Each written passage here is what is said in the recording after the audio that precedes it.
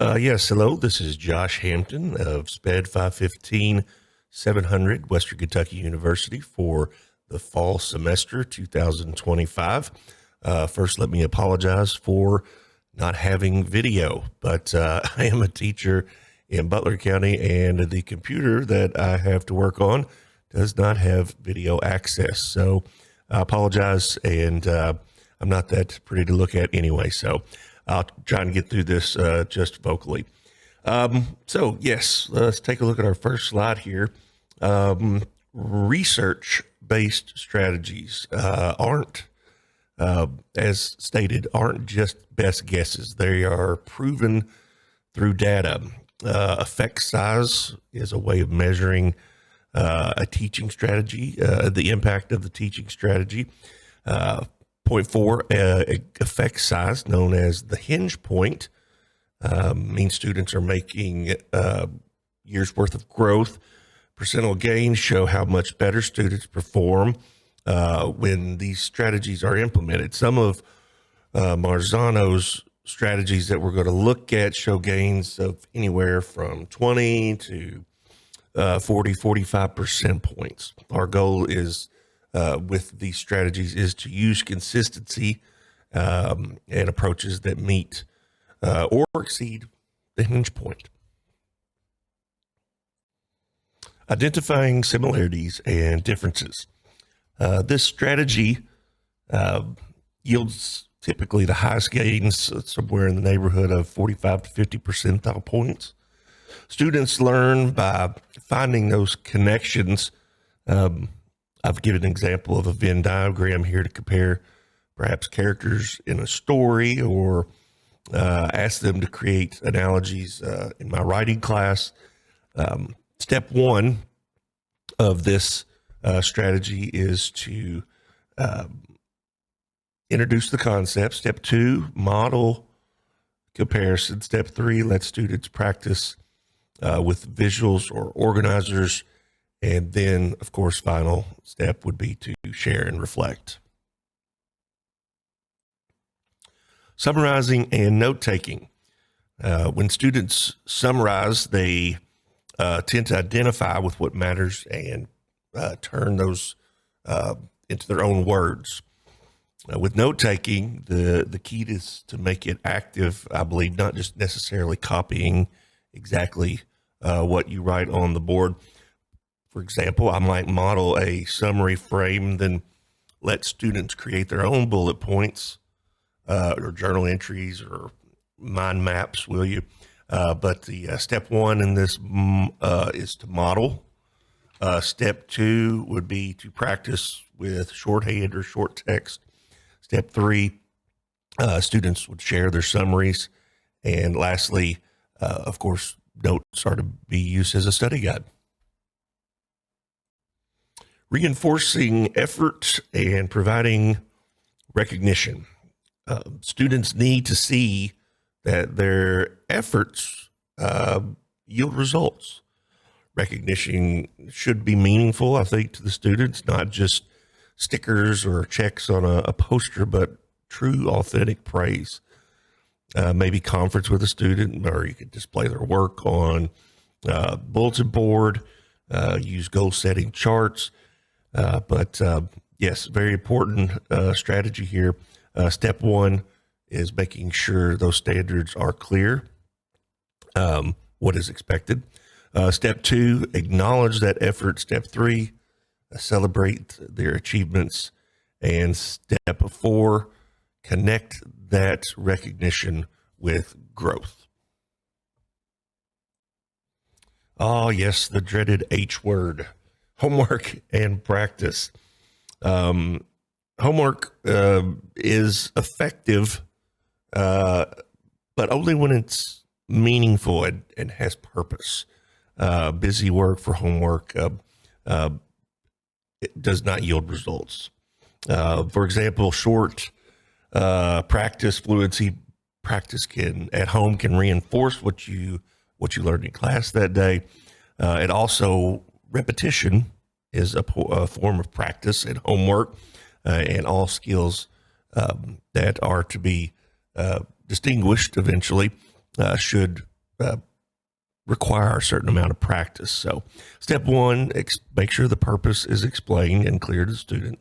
Step two, assign short and very clear targeted work. Step three, review that work in class, and then, of course, provide feedback as to their performance. Non-linguistic representations. This strategy is about going beyond the words. They will remember more of what they draw or they act out or they build using their imagination or their hands. Perhaps you could apply concept map storyboards to this phase or this strategy. Step one would be to introduce a visual or give them an example or a model. Step two, let the students make their first attempt at creating their own based on your model. Step three, then you have to connect it back to the content, of course. And step four, have the students present and provide feedback and reflect on that strategy. Cooperative learning builds both academic and social skills. I've used an example in class before, jigsaw groups where students become an expert, for lack of a better term, on one piece of information and then uses that knowledge to teach their group. And therefore, each member of the group is an expert and can teach the others in the group. So step one is you set the roles for each student in the group. You assign them a task to complete as a group. Of course, teachers should monitor the collaboration. And then, of course, the final phase would be let the groups present or share their findings. Setting objectives and providing feedback. When students know what the target is, that's the only way they are able to aim for it. When we set those objectives, they need to be clear, but also flexible, a little leeway there. Feedback should also be immediate, because when students perform their task, it's fresh on their mind. So make sure it's immediate and specific. For example, provide information or feedback. Your thesis is clear, and then you need to add 2 pieces of evidence to that, just per se. So step one, post and explain the objective. Step two, check on the progress. Step three would be to give feedback. And finally, step four, revisit those goals and objectives that were set initially. Generating testing and hypotheses. This strategy encourages and pushes higher order thinking. Students generate their predictions, they can test them, and then they have the ability to explain their results to the class.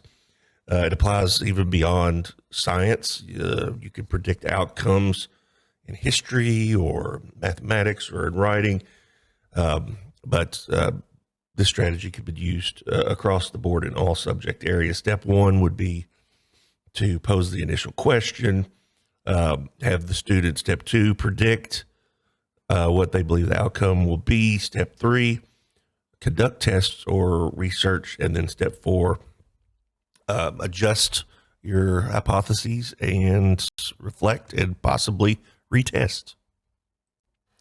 Questions, cues, and advance organizers. This strategy activates what the student should already know and helps them organize any new information that you would be adding to that. For example, I might start off with a KWL chart and then present in front of the class, guiding the questioning. Step one would be to propose the essential question. Step two would allow wait time. Step three, use organizers like charts or maps, perhaps. And step four, try to bring that new information and connect it to the new content. Universal design for learning. ensures access for all your students, all learners, by offering multiple ways to participate or engage, and represent the information. And then finally, they can demonstrate their learning expression. In my class, we have done this in the past, offering choice boards, visual text in varied ways to show the students learning and understanding. Like they may choose a video, which we obviously couldn't do today, write an essay, or even build a graphic organizer.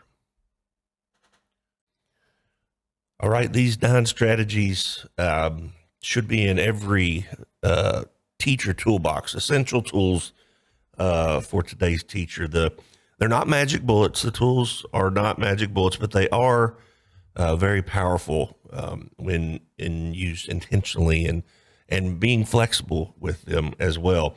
They can lead to, as we learned, to significant gains in learning from our students. The big picture is very clear, though. Teachers matter, and the route and strategies we use to get there shape achievement in the big picture. All right. Thank you very much. And again, I apologize for the lack of video for this presentation. Have a great day.